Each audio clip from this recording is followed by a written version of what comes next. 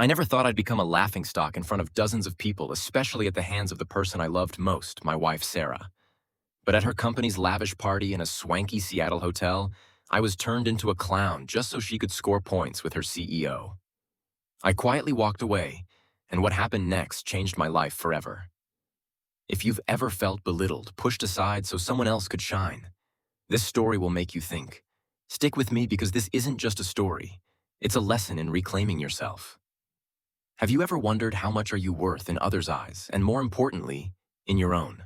Let's find out. I'm Mike, 34, an ordinary IT guy in Seattle. My job isn't glamorous, just tech support fixing paper jams or crashed software. I was okay with it, or so I thought. 8 years ago, I met Sarah at the University of Washington. Back then, I was an ambitious architecture student dreaming of designing skyscrapers that would shape the city's skyline. My professors said I had talent, that I could make it big. But life doesn't always follow plans. Sarah, a sharp and driven marketing major, always talked about climbing the corporate ladder. When we graduated, she landed a starter job at Black Rock Market, a trendy marketing firm downtown. I took a temporary IT job to support us, thinking once Sarah was stable, I'd return to my architecture dreams. But temporary turned into 8 long years. Sarah climbed fast. From a junior employee, she became director of client relations, earning double my salary. I was proud of her truly, but deep down I felt left behind. Our Capitol Hill apartment was Sarah's choice: minimalist decor, abstract art on the walls, no trace of me. My college architecture sketches. She said they clashed with the aesthetic and stashed them in a closet. My gaming PC got shoved into a corner of her home office, which she barely used. I once tried hanging one of my sketches, but Sarah replaced it with an expensive painting from Pike Place Market. "Mike, we need this place to look professional," she said. I nodded, thinking I was doing right by us. But moments like that piled up. Sarah always promised, "When I get the next promotion, we'll focus on your career." Yet each promotion pushed that promise further away. "Next year, Mike, okay. I need time to settle." I believed her, thinking marriage meant sacrifice, supporting each other. But I started realizing only I was sacrificing. A 2023 study in the Journal of Social Psychology noted that in imbalanced relationships, the supporter often loses their sense of self-worth. I didn't know that then, but I felt it. I felt like a side character in a movie where Sarah was the star. That fateful night, I stood in the bathroom adjusting my tie for the 5th time. I hated company parties. But this was Sarah's first as a director, and she wanted me there to support her. "Mike, you ready yet?" Sarah called from the bedroom, her tone sharp, making me feel small. "We can't be late. Jordan Billings, the CEO, will be there. I've told you 1,000 times," I mumbled. Almost done smoothing the new $800 suit I'd bought just to avoid Sarah's "my husband's a work in progress" look she gave friends when she thought I wasn't noticing. On the way to the hotel, Sarah turned into a coach. "If anyone asks what you do, say you have a project management certification. Don't mention your silly Star Wars stuff. Nobody cares about Jedi theories or whatever." I corrected Jedi, then regretted it as she glared. "Whatever. Try to seem interested in marketing." I nodded, promising to make her proud, but inside I was exhausted, tired of being the sidekick in Sarah's play. The party was at a posh, downtown Seattle hotel, all glass walls and modern art. I felt out of place among people who looked like they'd never eaten a burger. Sarah quickly dragged me to her colleagues, gripping my elbow so hard I thought it'd bruise. "That's Kevin's marketing crew," she whispered. "Let me talk, you just smile and nod." I did, smiling on cue, nodding at inside jokes I didn't get, and keeping Sarah's water glass full. Then her boss, Ryan, arrived with CEO Jordan Billings. Sarah's grip tightened. "Your quarterly numbers were stellar," Sarah Jordan said. "We need more of that grit. The way you handled the Miller account, brilliant." Sarah beamed like she'd won the lottery. "Thank you, sir. I believe women have to break barriers in this industry. We can't let old-school men hold us back." She added a feminist flair, though at home she always left spider killing or trash duty to me as men's work. The talk shifted to a company hiking trip. Ryan looked at me. Sarah was fearless on the cliffs. "You got that adventure streak, Mike?" Before I could answer, Sarah laughed, a fake showy laugh she used to impress. "Mike. Oh God, he gets dizzy on a ladder. I'm the adventurer at home. He's just the support." People chuckled, but my face burned. Jordan smiled politely. "Nothing wrong with cautious. It's a strength." But Sarah didn't stop. "Not just cautious," she went on, as if blind to my embarrassment. "Last month we had a mouse in the house, and he stood on the kitchen table screaming until I got home to deal with it." The laughter grew louder. I sipped my water, wishing I could vanish. That wasn't the story I'd been startled, but Sarah's version painted me as a coward. She kept going. When we went camping, he wouldn't sleep without an air mattress and a full bathroom nearby. Not exactly a rugged outdoorsman. She looked around, laughing. I swear, sometimes I feel like I have a kid instead of a husband. But he's great with computers. She patted my shoulder like petting a dog. Jordan gave me a look almost sympathetic. Ryan cleared his throat. Actually, I was talking to Mike about his architecture hobby. Those 3D designs he showed me were impressive. I was stunned. I'd never told Ryan about architecture, but he was trying to save me. Sarah frowned. Architecture, he doesn't. Ryan cut in. Maybe you could send me some drawings, Mike. I'm thinking of a lake house remodel. The conversation shifted, but I stood there feeling like my soul had left my body. 8 years of sacrifice supporting Sarah, and she gave me no respect, just used me to make herself look better. I excused myself to get some air. On the balcony, the cool night breeze didn't soothe my humiliation.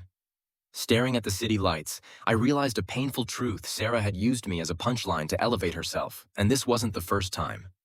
Her small comments mocking my hobbies, it all formed a pattern I'd ignored. I wasn't just the joke tonight. I was the loser in the narrative she'd built about our marriage. Ryan appeared holding 2 water bottles, handing me one. Thought you might need this, he said, no pity in his voice. Thanks, I replied, and thanks for the fake architecture hobby save. He leaned on the railing, sharing that his ex-wife used to make him the butt of jokes at company events. She'd say, I couldn't cook, couldn't drive, couldn't work a washing machine, Ryan said. After the divorce, I found out she was cheating with her personal trainer. Best thing that ever happened to me. He took a sip. Look, I don't know you well, but walking out of that room took more guts than trying to impress people who'll forget this party by Monday. I didn't know how to respond, just nodded. Ryan continued. I've been in this industry 20 years. The ones who last aren't the ones who build themselves up by tearing others down. That strategy always backfires. He dropped a bombshell. Sarah's promotion isn't as secure as she thinks. Jordan's questioning the Miller account. I was shocked. What do you mean? Ryan shook his head. Just that the numbers don't add up. Can't say more. He changed the subject. Did you really study architecture? I nodded. Yeah, in college. Had to drop out senior year when my dad got sick. Medical bills ate my college fund. Planned to go back, but Sarah's career took off and it was never the right time. Sarah appeared visibly annoyed but faking cheer.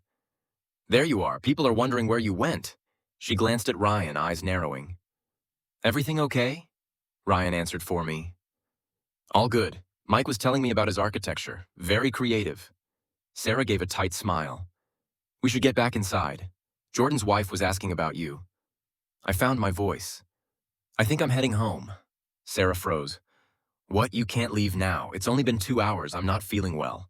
I said, not entirely lying. My stomach churned from her performance. Don't be ridiculous, she hissed, voice low. This is a big night for my career. You can handle a few more hours. Don't be so sensitive. Ryan coughed. Maybe I'll let you two talk. But I said, no need. I've called an Uber. It's almost here. I hadn't, but I would downstairs. Sarah snapped. Typical you. The one time I need you to step up, you run off because your feelings are hurt. Men are so fragile. Something in me shifted, a quiet resolve. I stood taller, looking her in the eye. I've supported you through 3 promotions, 2 job switches, and countless late nights at the office. I've attended every event, memorized your colleagues' names, never complained when I was alone on holidays because you had work. I put my dreams on hold for 8 years so you could build your career.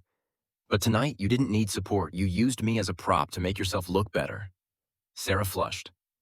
You're overreacting. It was just joking. Was it? I asked.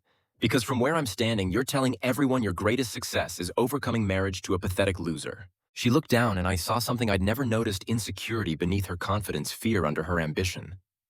I'm going home, I said softly. We'll talk tomorrow. Ryan shook my hand, slipping me his business card. Good meeting you, Mike. Call me for coffee. I'm serious about those drawings.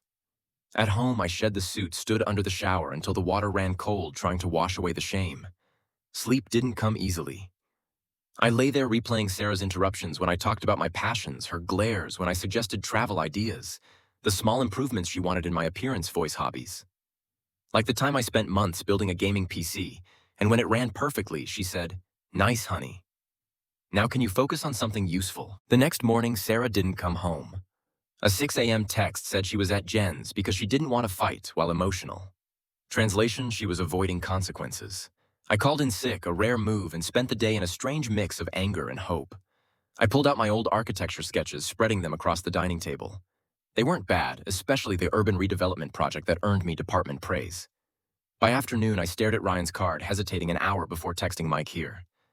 If the coffee offer stands, I'd like to meet. We met at Steel Bean, a classy but unpretentious cafe. Ryan was already there, dressed casually. Thanks for meeting me, I said. But I have to confess, I never showed you any drawings. He laughed. Figured. But I wasn't totally lying. Sarah once mentioned you studied architecture, said it was cute that you thought you could make it. That stung like a knife.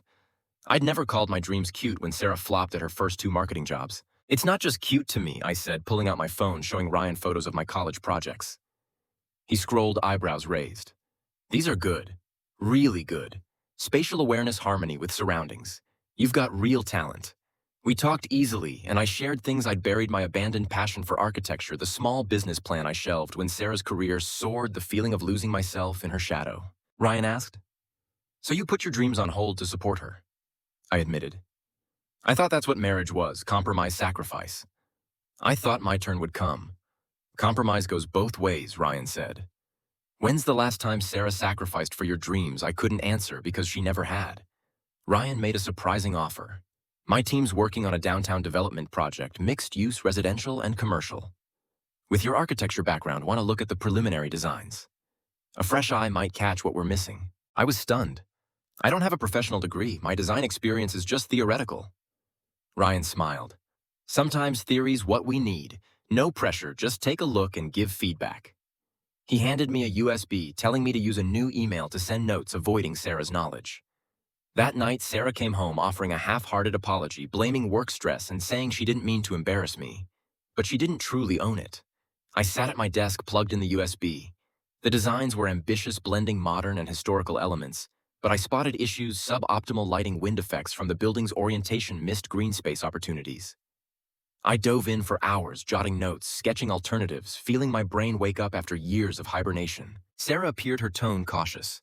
What's got you so focused? Just a project, I said, not looking up. She stepped closer, trying to peek at the screen. Work project? Since when does AITA need architecture drawings? I closed the laptop, feeling a new boundary form. Personal stuff. She frowned. Personal? How are you talking to someone? Her meaning was clear. She thought I might be cheating, unable to imagine me having my own interests or goals. I'm exploring some options, I said, vaguely enjoying the rare feeling of holding information she wanted. She stood there waiting for me to explain, but I stayed silent. Finally, she walked away, and I realized the apartment felt different. Not because she was back, but because I wasn't the guy who left the party 2 nights ago. 2 weeks passed, Sarah walking on eggshells around me, feigning interest in my day. I was polite, but distant, spending evenings on the project. My feedback impressed the design team, and some ideas were incorporated into revised plans. Ryan texted, they want to meet the mystery consultant. 1 p.m. tomorrow, office casual dress. I was nervous, texting back. I'm not qualified for a real meeting, Ryan replied instantly. Half the successful people I know weren't qualified when they started. I told Sarah I had a downtown lunch the next day. With who, she asked, voice suspicious. A potential client, I replied, not quite lying. She set her fork down. What client? You do AITA, not business. I met her eyes. I'm exploring architecture design consulting. Sarah froze. Since when do you care about architecture and consulting? What? You don't have a license. I've always cared, I said. We talked about it when we met. I showed you sketches. That was a hobby, she dismissed. You can't just call yourself a consultant. Actually, I can, I replied, when people value my input. I stood, feeling her eyes follow, trying to decode this new husband. The next morning, I dressed casually, carrying the portfolio I'd stayed up all night preparing. Sarah stood at the door. You're really meeting someone? A development team interested in my design perspective, I answered. This is ridiculous, she said. You're in IT. You've always been in IT. I did IT to support us, I corrected, but it was never my passion. You knew that. As I left, she called after me. This is about the party, isn't it? You're punishing me. I paused, hand on the doorknob. Not everything's about you, Sarah. This is about me taking back what I lost. The meeting at the company's headquarters made me nervous. I presented ideas, answered questions, debated materials, and for 90 minutes, I forgot I wasn't qualified. I just enjoyed solving creative problems. The senior manager, Clara, approached me afterward. "Your perspective's fresh," she said. "We have a new project breaking ground in 3 months. Want to collaborate more formally?" I was floored, saying I'd think about it, but she smiled. "Don't think too long. Talent doesn't need a degree to matter." That night, Sarah came home early, her demeanor odd, half angry, half anxious. "How was the meeting?" she asked, voice tight. "Productive." I replied carefully. "Why?" She tossed her bag down. Imagine my surprise when I got called into Jordan's office today, having to explain why my husband's consulting on a downtown project with my boss. I stayed calm. "I didn't know I needed your permission to pursue a career opportunity." "Don't play dumb." "Mike," she said, "you hid this on purpose. Do you know how this makes me look? Like I can't control my own husband." "Control me," I echoed. "Is that how you see our marriage? I'm someone you need to control." She backpedaled. "That's not what I meant. It's just weird. People are talking about what I asked, that your husband might have talent beyond being the supportive spouse." "That's not fair," she protested. "I've always supported your hobbies." "Hobbies," I said. "Not a career, not ambitions, cute hobbies you could pat me on the head for having." She raised her hands. "What do you want?" I apologized for the party. I had too much soda. I was trying to impress Jordan. I went too far. "What else?" "I want you to see this isn't just about the party," I said. "The party just made it clear what I've ignored. We built a marriage where your dreams are the priority and mine are the sacrifice. I accepted that too long until I forgot I had dreams of my own." She reached for my hand, but I stepped back. "What are you doing with this project?" she asked, voice small. "Consulting on architecture for a downtown building. They want me to consider a formal role." Her eyes widened. "You're not qualified. You didn't finish college. Turns out talent and ideas matter more than a degree to some people," I replied. She turned defensive. "And Ryan set this up. Why is he doing this?" I shrugged. "Maybe he saw something in me. Maybe he wanted to help. Or maybe he saw how I was treated and thought I deserved better." She flinched like I'd slapped her. "So this is to punish me, to embarrass me professionally for revenge?" "Not everything's about you," I said. "This is about me rebuilding what I lost. It's not about revenge." Days later, Sarah oscillated between feigning support and snide remarks about my sudden career switch. But I sensed something bigger brewing. She texted constantly during dinner, took hushed calls in the bathroom. Then Ryan sent an urgent text. "We need to talk. Not over phone." We met at a cafe far from Sarah's office. Ryan was grim. "Sarah's trying to sabotage you. She filed an HR complaint claiming I have an inappropriate professional relationship for hiring her husband without disclosure." I was shocked. "Can she do that?" Ryan explained. "Technically, there's no rule against hiring a colleague's spouse as a consultant, but she's twisting it into a conflict of interest, saying we hired you to curry favor with her over the Miller account." Ryan dropped more. "That Miller account we're questioning, Sarah manipulated the numbers to make results look better. Not illegal, but against company policy. Jordan's planning an audit next month, and she's trying to discredit you before it blows up." I realized. "So I look like the unethical one?" Ryan nodded. "Exactly." I asked. "What do I do?" Ryan said. "We need proof your hiring was merit-based. That initial email critiquing the designs, you sent it from a personal account Sarah can't access, right?" I confirmed. "I made a new one like you said." "Good," Ryan said. "And your design ideas predate any knowledge of the Miller audit." "I didn't know about Miller until today," I said. Ryan relaxed, but added, "One more thing. Sarah's claiming you used insider info she brought home to get a leg up on the project." I felt sick. She never talked about work at home except to brag. "I knew nothing about this project until you gave me the USB." "I believe you," Ryan said, "but we need to prove it." I thought for a moment. She keeps a personal journal, writes in it every night, career win strategies. If she fudged the numbers, it might be there. Ryan frowned. "I can't ask you to invade your wife's privacy. It's my home too," I said. "And if she's sabotaging my chance to protect her lie, I have a right to defend myself." That night, while Sarah was at emergency yoga, which I suspected was strategizing with company allies, I found the journal in her underwear drawer. I felt a twinge of guilt opening it, but that faded as I read. It was all there. Her deliberate distortion of the Miller account numbers, her plan to keep Mike focused on supporting my career by mocking his architecture passion, and recently her scheme to discredit Ryan before he exposed her. She wrote, "Ryan thinks he's clever using Mike against me, but I'll make them both regret it." I photographed the relevant pages, hands shaking with anger and betrayal. This wasn't just about the party, it was 8 years of her deliberately crushing my dreams to keep me her sidekick. The next morning, I sent the photos to Ryan with a note. Do what you need. 2 days later, Sarah came home, face streaked with tears, screaming, "You bastard! You went through my private journal. You gave it to Ryan. Do you know what you've done?" I stayed calm. "I know exactly. I protected myself from your plot to ruin my career like you've done to me for years," she yelled. "They suspended me pending a Miller account investigation. My reputation's destroyed." "Your reputation?" I gave a bitter laugh. "You mean the one built on lies and stepping on others?" She collapsed on the couch, switching tactics, sobbing, "Mike, please help me. Tell them you misunderstood, that I didn't mean to hurt your career. You know how much this job means to us." "To you," I corrected. "It only matters to you. And you were ready to tank my chance to protect your lie." She begged, "I'll make it right. I'll tell everyone I'm proud of your architecture. I'll support your career switch. We can get through this." I sat across from her, feeling only pity. "Sarah, do you hear yourself? Even now, you're only supporting me because you need something. Relationships don't work like that." "What do you mean?" She whispered, fear in her eyes. "I'm saying I'm done being your side character. I've accepted a formal consulting role on the downtown project. I start next week. As for us, there is no us anymore. I've packed my things. I'll stay with a friend until I find my own place." She panicked. "You can't leave. We can fix this. I'll go to therapy. Do anything." I shook my head. "For 8 years, I hoped you'd see me as an equal partner with my own dreams. It took you facing consequences to offer that, and only because you need my help. That's not love, Sarah. That's self-preservation." She stood, voice venomous. "Fine, go. But don't think this is over. I still have friends at the company. They'll see Ryan's lying. Not lying if there's proof," I reminded her. "Your own words, Sarah, in your handwriting." I grabbed my bag, calm in the face of her rage. "Who paid most of the rent for this place? Who kept us afloat when your IT job got cut 3 years ago?" she shouted. I paused at the door. "I guess we'll find out who I am without you. That's what scares you most, isn't it?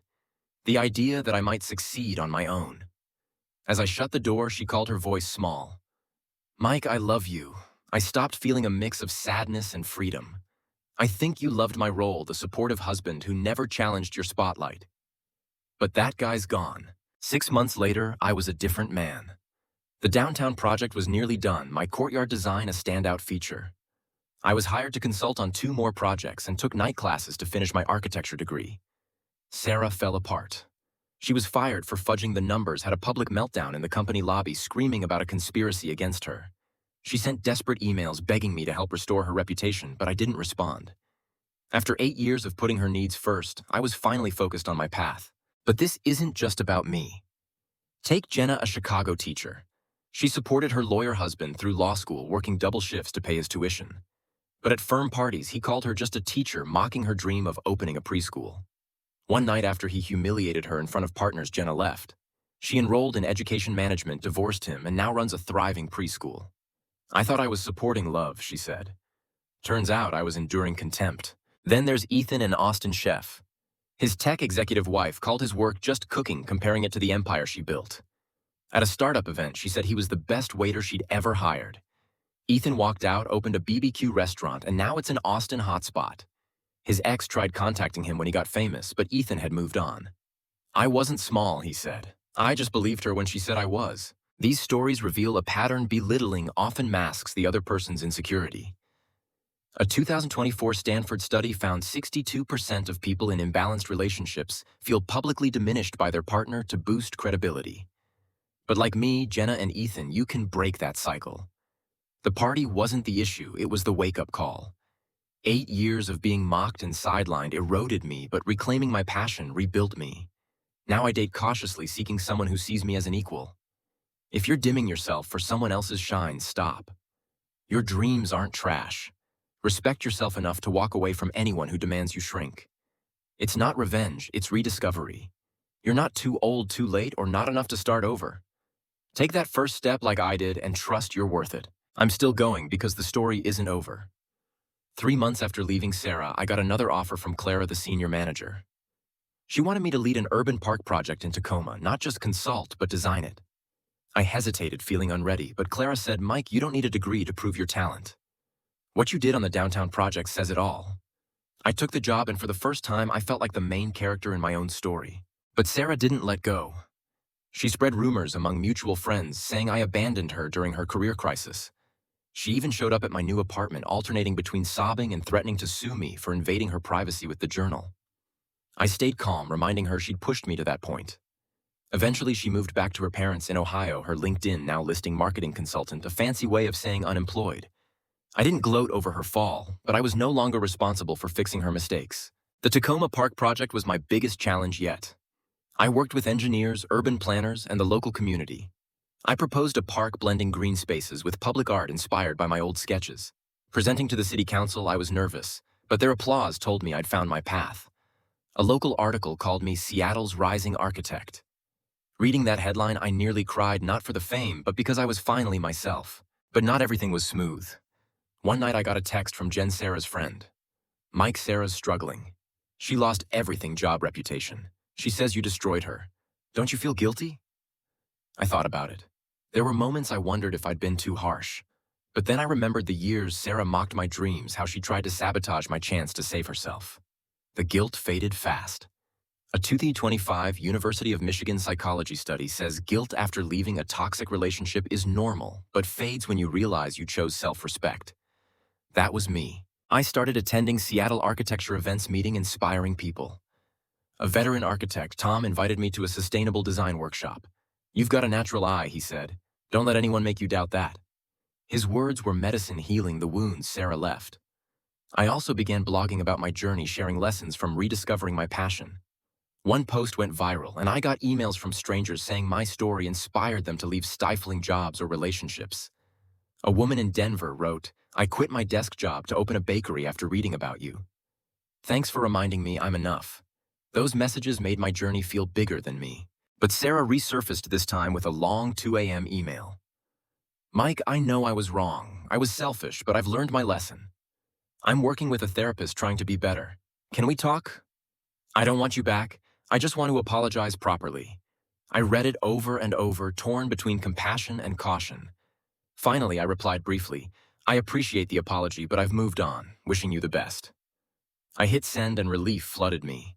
I wasn't angry anymore, I just didn't need her in my life. The Tacoma Park opened in spring, a moment I'll never forget. The community gathered kids, ran through paths I'd designed, local artists showcased work in spaces I'd envisioned. Clara was there, shaking my hand. "This is just the start, Mike. We want you to lead a bigger project in Portland." I smiled, feeling I truly belonged for the first time. That night, I drove back to Seattle, stopping at a scenic overlook of Puget Sound. I thought about my journey from the invisible IT guy to a designer shaping communities. I thought about Sarah, the years I let her define me. And I thought about myself, the man I'd become. If you're hearing this and see yourself in it, if you're shelving your dreams for someone else's spotlight, know it's never too late to reclaim yourself. The first step is the hardest, but each one after gets easier. You don't need a degree, you don't need permission. You just need to believe you're worth it. And I promise, when you rediscover yourself, the world opens up in ways you never imagined. I'm still writing, waiting for you to say stop. The next month, I moved to a new apartment in Belltown, small, but mine. I hung my architecture sketches on the walls, no one to call them tasteless. I started working with a nonprofit designing affordable housing for low-income families. Each drawing I made was a reminder I wasn't just building structures, I was building my future. One night, I got an invite from Ryan, now a close friend, to an architecture exhibit in Pioneer Square. There I met Lisa, an urban planner with a warm smile and a passion for sustainable design. We talked for hours, and for the first time I felt seen not as a supporter, but as Mike, a man with his own dreams and worth. Lisa and I started dating slowly, building a relationship on mutual respect. She asked about my projects not to judge, but because she genuinely cared. Once I showed her my Tacoma Park sketches, and she said, "Mike, you're not just designing spaces, you're creating places where people belong." Her words showed me how far I'd come. I was no longer the guy on the balcony that night feeling worthless. I was a builder not just of homes, but of my life. But the past creeps back. One day I got a message from an old colleague of Sarah's saying she was trying to start over in Columbus, working for a small firm. "She talks about you," they said. "She regrets it." I didn't reply. Not out of anger, but because I'd let go. Sarah was part of my past, and I was living for the present. I enrolled in an intensive urban design course, determined to hone my skills. My instructor, an award-winning architect, said, "Mike, you've got an intuition you can't teach. Don't stop." Those words were fuel pushing me forward every day. My story isn't about revenge or beating someone down. It's about realizing you don't need anyone to define your worth. A 2025 University of California study found 70% of people who leave toxic relationships report increased confidence and purpose within a year. I'm living proof. If you're struggling, remember you don't have to be a hero right away. Just be brave enough to walk away. And when you do, you'll find a world where your dreams aren't just allowed, they're celebrated. I'm still going, waiting for your signal to stop.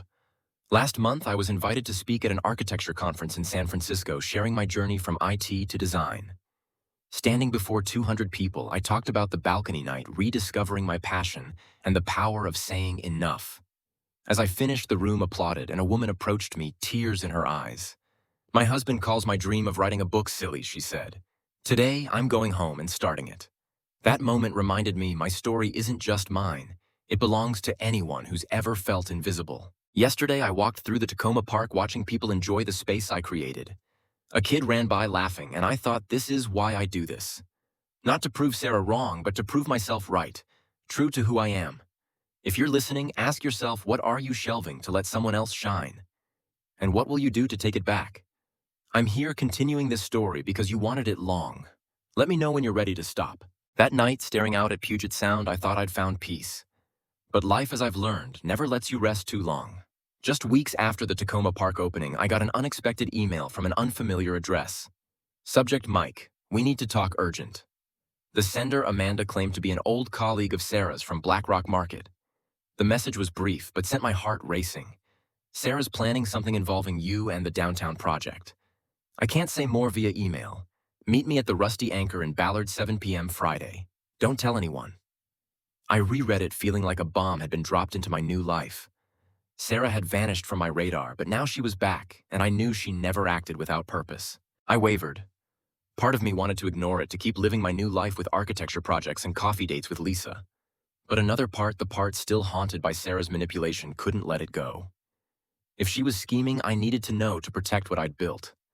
I texted Lisa saying I had a work meeting Friday night, not elaborating. She replied with a heart emoji, "Good luck. Call me if you need to talk." Her unconditional support made me more determined not to let Sarah drag me back into the dark. At the Rusty Anchor, a working-class bar with dim lights and the faint smell of beer, I spotted Amanda instantly. About 30, brown hair and a ponytail, she sat in a secluded corner with a glass of wine. She glanced around, visibly nervous, before waving me over. "Thanks for coming," she whispered. "I don't have much time. If Sarah knew I was here, she'd kill me." I frowned. "What's she doing?" "I thought she left Seattle." Amanda shook her head. "No, she's still here in a cheap apartment in Renton. She's not giving up Mike. She's obsessed with taking back what she lost, her reputation, her job, and you." Those words hit like a punch. "Me," I repeated, incredulous. Amanda nodded. "She thinks if she can prove you're wrong or discredit you, she'll regain respect in the industry. She's spreading a story that you stole the downtown project designs from her, that she discussed architecture ideas with you while married, and you used them to get ahead." I almost laughed at the absurdity, but Amanda pressed on. "She has documents, emails, notes she says are proof. She's sending them to local journalists and the city planning board, trying to make it a big deal." My blood boiled. "She doesn't know anything about architecture," I said. "Those designs are mine from college sketches and new ideas." "She never cared," Amanda agreed, "I know. But Sarah's good at manipulation. She's convinced a few old colleagues to back her story, saying she talked about urban design in meetings. She's even hired a lawyer trying to sue Ryan's company for wrongful termination and dragging you in as part of a conspiracy against her." I gripped my beer, staying calm. "Does she have a shot at winning?" Amanda shrugged. "Unlikely, but she doesn't need to win. She just needs to make enough noise to hurt your reputation. She knows you're rising, Mike. She's jealous." I left the bar feeling like I'd stepped into a thriller. Sarah wasn't just seeking revenge, she wanted to destroy me again. But I wasn't the Mike from 8 years ago, cowering under her anger. I called Ryan the next morning, laying it all out. He wasn't surprised. "Sarah's always played dirty when cornered," he said.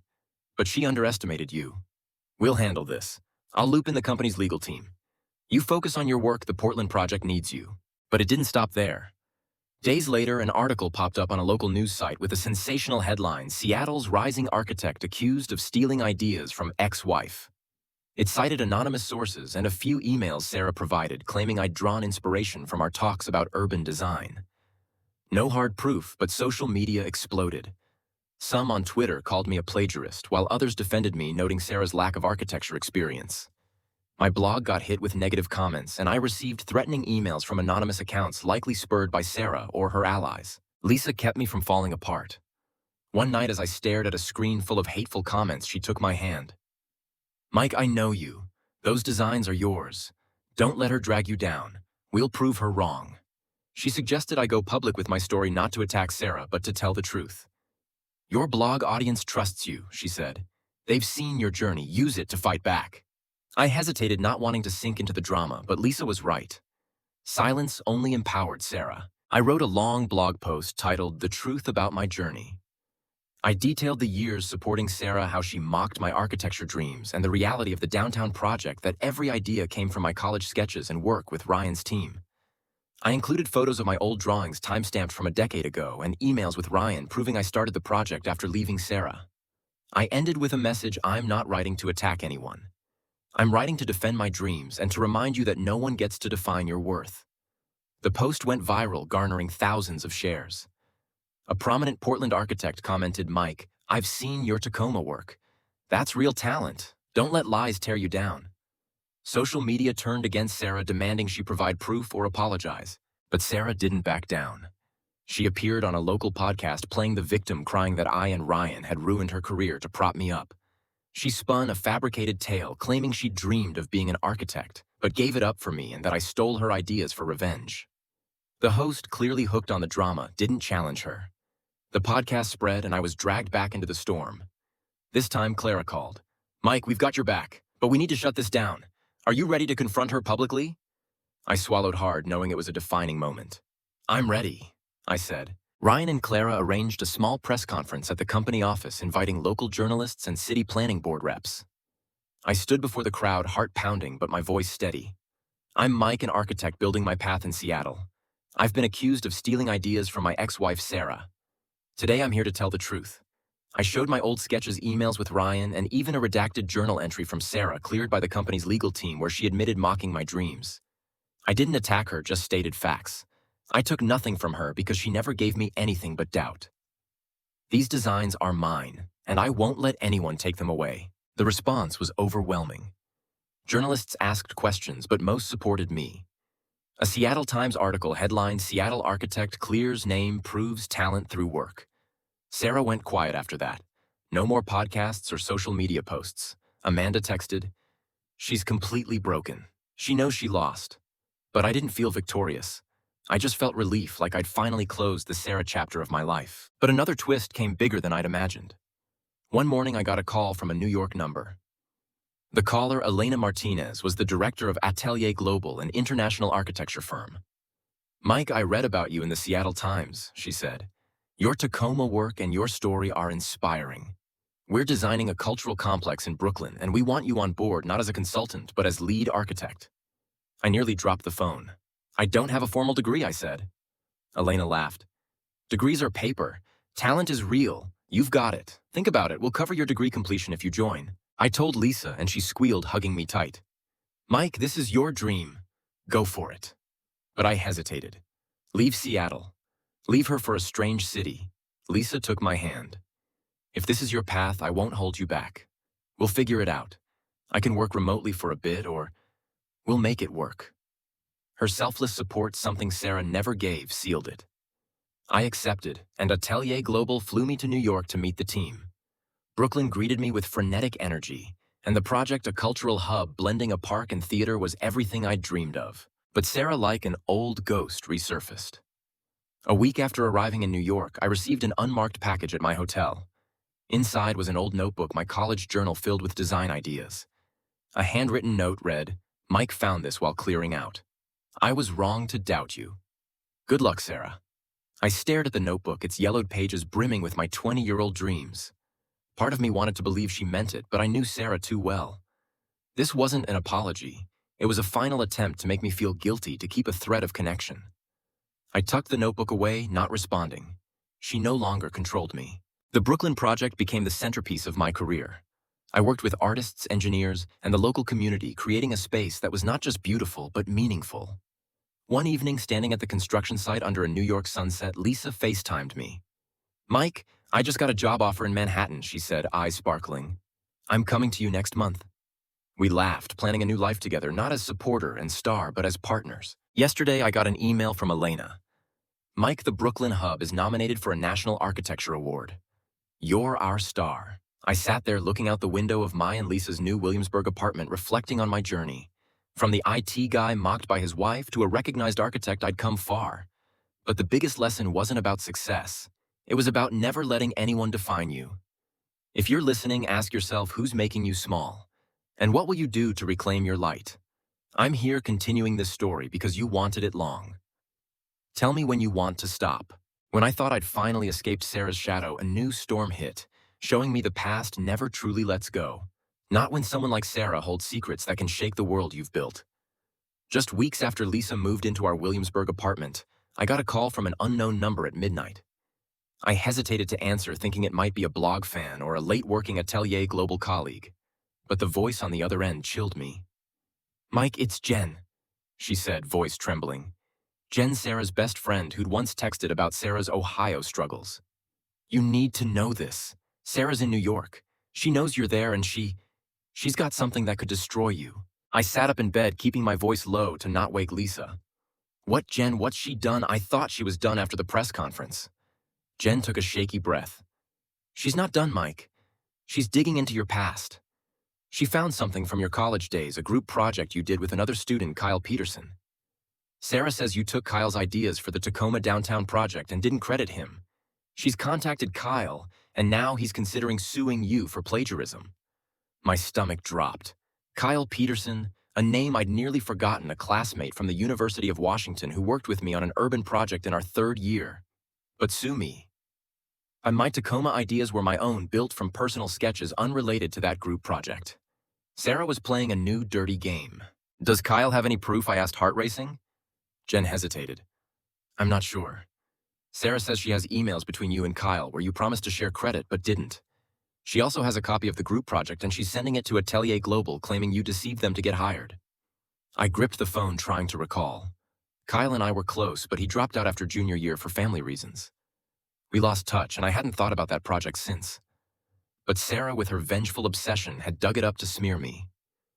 "Where is she in New York?" I asked. Jen whispered. "I don't know exactly, but she mentioned meeting a lawyer in Manhattan. Mike, be careful. She's determined to ruin you this time." I couldn't sleep that night. The next morning, I told Lisa everything, holding nothing back. She grabbed my hand, eyes fierce. "Mike, she can't win if you tell the truth. We'll find Kyle, clear this up. You didn't do anything wrong." Lisa, with her urban planning skills, suggested tracking Kyle through professional networks. Meanwhile, I called Elena Martinez at Atelier Global to give her a heads up. "Mike, I trust you," Elena said. "But if this hits the press, we need evidence to protect you and the firm. Find Kyle, get his statement. We'll back you legally if needed." Elena's support steadied me, but I knew I was racing against time. Sarah didn't just want to humiliate me, she wanted to torch my career. Lisa and I spent a week hunting for Kyle. Through LinkedIn, we found he was in Philadelphia working as an urban planner for a small firm. I emailed him explaining the situation, begging for a talk. Kyle replied after 2 days, his tone cold. "Mike, I don't want drama. But Sarah contacted me saying you used my ideas from our 2015 project for your work. She has emails we exchanged, and I'm considering a lawyer." I nearly panicked, but Lisa kept me grounded. "Write him again," she said. "Tell the truth and invite him to New York. If he meets you, he'll see you're not a liar." I wrote a long, honest email detailing my journey from shelving architecture to support Sarah to rediscovering my passion in Seattle. I acknowledged our group project, but clarified that the Tacoma ideas were from my personal sketches, unrelated. "Kyle, you're the only one who can clear this. I'll fly you to New York, I'll cover flights, hotel. Let's talk face to face." After a tense day, Kyle agreed. "Fine, Mike, I'll come. But if I see any sign you used my ideas, I'm suing." Kyle arrived in Brooklyn on a rainy day, and we met at a small Dumbo cafe. Now 35, with graying hair, he looked tired, but not hostile. I showed him my Tacoma sketches, comparing them to our old group project. "Kyle, these are my ideas from 2012, before we worked together. Sarah's manipulating you to hurt me." Kyle scanned the documents, frowning. "Sarah sent me emails you wrote saying you'd credit me if the project was used. But she didn't mention your personal sketches." He sighed. "I don't want to sue, Mike. I just want to ensure I'm not being screwed. Sarah made me think you were a fraud." I felt both angry and relieved. She's good at that, I said. She had me believing I was nothing for 8 years. Kyle nodded. She found me online, said you destroyed her. I bought it, but now I see she's using me. He agreed to sign a statement confirming the Tacoma ideas weren't tied to our group project and sent it to Atelier Global. I hugged him, thanking him profusely. But as Kyle left, he warned Sarah won't stop Mike. She mentioned having bigger proof. I don't know what, but watch out. Kyle's warning haunted me. I told Ryan, who dropped a bombshell, Mike, I just heard from someone at Black Rock Market. Sarah's talking to a former IT colleague of yours, Brad, from your old company. She says Brad has info about you hacking company systems to steal data, and she's using it to accuse you of professional fraud. I was floored. Brad was a lazy coworker who'd envied my praise for fixing system bugs, but hacking, I'd never done anything illegal. She's making it up, I said. Ryan agreed. Maybe, but if she gets Brad to lie, it's trouble. I contacted my old IT company requesting my work records. Luckily, my former manager Susan was still there. Mike, there was no hack, she said. Brad got fired for stealing client data and tried blaming you to cover it up. I have emails he sent clearing you. I'll send them over. With Susan's evidence, I felt safer, but Sarah struck again. A New York tabloid published a story accusing me of professional fraud in my IT past, quoting anonymous sources and Brad. Though light on proof, it made some Atelier Global colleagues look at me sideways. Elena called me in. Mike, I still trust you, but we need to kill this before it impacts the Brooklyn project. I decided to confront Sarah directly. Through Jen, I learned she was in a cheap Queens apartment. I emailed her curt, Sarah, we need to talk. Meet me at the Flatiron Cafe, 3 p.m. Saturday. No more games, she replied. Fine, Mike, but you'll regret it. I arrived heart-pounding but ready. Sarah showed up looking haggard, hair messy, no trace of the polished marketing director. What do you want? She asked, voice bitter. Stop, I said. Stop spreading lies, stop the lawsuit, stop trying to ruin me. I have proof from Kyle, Susan, and Ryan. You can't win, Sarah smirked. You think you know everything. I have something you can't deny. She pulled out her phone, showing an old video, a Black Rock Market Company party 3 years ago, where I drunk joked about hacking the system to fix bugs faster. It was a stupid, untrue quip, but out of context, it looked damning. I'll send this to the press, she said. It'll destroy you. I met her eyes, seeing her desperation. Sarah, if you do that, you destroy yourself too. That video shows you held onto it to blackmail me. You want the world to see how low you've sunk. She blinked, hesitating for the first time. I pressed on. I don't want to fight you. I just want to live my life. You were everything to me once, but now I have, Lisa, a career. You can't take that. Sarah sat silent, then stood and left without a word. I thought it was over, but days later, the video appeared on an anonymous YouTube account. Fortunately, Lisa and I were prepared. We sent evidence, Susan's emails, Kyle's statements, Sarah's journal to a reputable New York Times journalist. An article ran, Brooklyn architect refutes accusations, exposes ex-wife smear campaign detailing my journey, Sarah's manipulation and the video's truth. The public rallied behind me and the YouTube account vanished. But the drama didn't end. A month later, as the Brooklyn project neared completion, I got a letter from an Ohio lawyer representing Sarah. She was suing me for emotional distress, claiming my public use of her journal caused her psychological collapse. The case was flimsy, but it stressed me out. Elena and Atelier Global hired top lawyers, and we countersued, accusing Sarah of harassment and defamation. At the hearing, Sarah played the victim, but the judge wasn't swayed. Her journal emails and social media behavior were undeniable evidence. The case was dismissed, and Sarah was ordered to pay my legal fees. Post-trial, I thought Sarah would vanish, but she sent one final email. Mike, I lost. I was wrong about everything. I don't expect forgiveness, but I want you to know I'm trying to change. I'm in a rehab program in Ohio, not for drugs, but for my obsession with control. Wishing you happiness. This time I believe she meant it, but I didn't reply. I'd given her too many chances. I forwarded the email to Lisa, who said, You did the right thing, Mike. She has to fix herself. It's your time now. The Brooklyn project opened in the summer, a grand event with performers and the community gathering. The cultural hub with my park and theater became a Brooklyn icon. An Architectural Digest piece called me the architect of renewal, and I was invited to speak at TEDx New York about overcoming adversity. On stage, I shared Sarah's role not to vilify, but to illustrate the power of self-belief. Each of us has a Sarah, a person, situation, or fear that makes us small, I said. But you have the right to walk away, rebuild, and become who you're meant to be. Lisa and I got engaged last month on a rooftop overlooking Manhattan's skyline. She's my partner, not someone I sacrifice for. We're planning a joint project, a Harlem community space blending art and affordable housing. But Sarah, like a ghost that won't fade, reappeared unexpectedly. A journalist contacted me saying Sarah self-published a memoir framing herself as a victim of the marketing industry and a toxic marriage. It didn't name me, but alluded to me as the selfish husband who stole her dreams. I laughed reading it, not angry. Sarah could tell her story, but it didn't change mine. Reading Sarah's CNN interview, part of me thought we'd reached an unspoken truce, not friends, but two people no longer out to destroy each other. Lisa and I are thriving in our new life with the Harlem Project set to break ground and dreams of a family taking shape. But I was wrong to think the past could be buried so easily. Weeks later, while preparing a lecture for an MIT course, I got an anonymous text at 3 a.m. "Mike, you don't deserve what you have.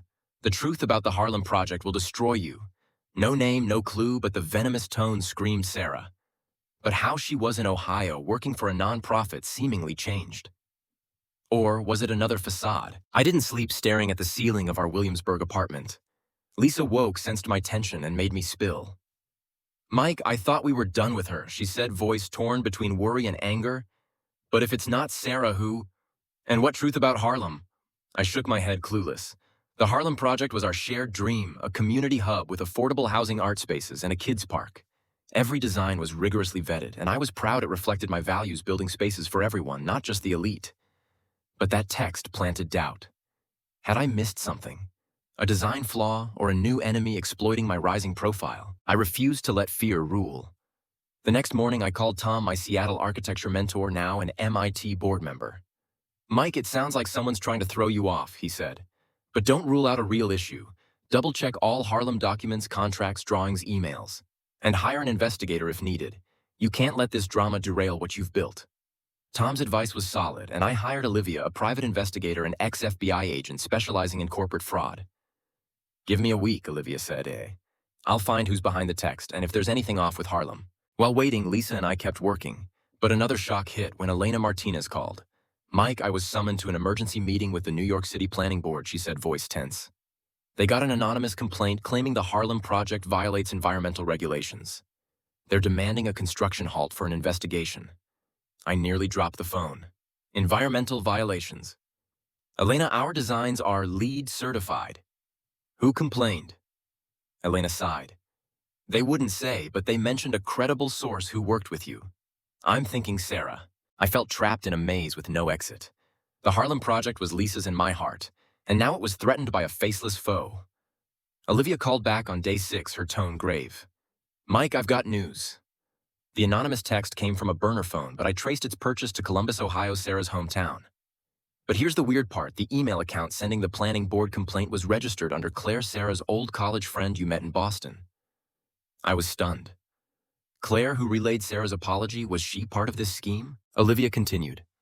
"I dug deeper and found Claire works for Green Path Solutions, a New York environmental consulting firm with a history of lawsuits for fake reports to stall urban projects. I think Sarah or someone's using Claire to fabricate the complaint aiming to tank Harlem." I clenched my fists, angry but resolved. "Olivia, can you prove Claire's involved?" She replied, "I'm legally accessing her emails with a court order. Give me a few more days." I agreed, but time felt like my enemy. Meanwhile, the planning board demanded Lisa and I present to defend the Harlem Project. We prepared a detailed presentation showing every environmental certification from soil reports to air quality tests. But at the meeting, a shock froze me. Claire appeared representing Green Path Solutions with a thick report claiming the Harlem site had buried industrial waste from the 1980s unreported. Mr. Mike's designs failed to address waste remediation endangering public health. She said, voice calm but cutting. Lisa gripped my hand under the table, whispering, "Mike, she's lying. We tested that site." The board looked concerned, delaying the project another month for investigation. I confronted Claire after struggling to stay calm. "Claire, why are you doing this? You said Sarah apologized, but now you're helping her ruin me." Claire looked away, voice low. "Mike, I didn't want to. Sarah forced me. She has proof I faked reports for GreenPath, and she threatened to expose me if I didn't help. I had no choice. I was shocked, but pitied her. Sarah wasn't just manipulating me, she was dragging others down with her." Olivia called that night with game-changing news. "Mike, I've got emails between Claire and Sarah. Sarah promised Claire $50,000 if she tanked the Harlem Project. More importantly, I found the original 2019 site report from an independent testing firm, No Industrial Waste. Claire's report is fabricated. I exhaled, but Olivia warned Sarah's not acting alone. There's an email from a third party signed JB, who seems to be funding this. I'm working to ID JB.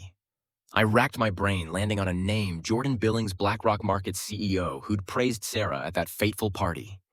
Could he, once Sarah's ally, be helping her destroy me? I told Lisa, who suggested calling Ryan, who still had BlackRock market contacts. Ryan confirmed Jordan had retired, but was rumored to be investing in a real estate firm eyeing the Harlem site for cheap to build luxury condos. If your project fails, Mike Jordan could snag the land for pennies, Ryan said. Sarah might be his pawn. Lisa, Olivia, and I devised a plan. We sent the original Harlem site report, Claire's and Sarah's emails, to the planning board. Olivia also uncovered proof that Jordan Billings was JB via a bank transaction linking him to GreenPath Solutions. We went public in a press conference inviting CNN and the New York Times. I stood at the Mike Voice firm. The Harlem Project isn't just a community hub. It's mine and Lisa's dream to create space for everyone. But some, for their own gain, tried to sabotage it. Today, we expose the truth. I presented the evidence from Claire's fake report to Jordan's involvement. The reaction was swift. The planning board dismissed the complaint, greenlighting Harlem's continuation. Claire, facing fraud charges, agreed to testify against Sarah and Jordan for leniency. Sarah was summoned by Ohio police for extortion, and Jordan faced investigation for real estate manipulation. A CNN article, Brooklyn architect foils conspiracy saves community project, made me a symbol of resilience.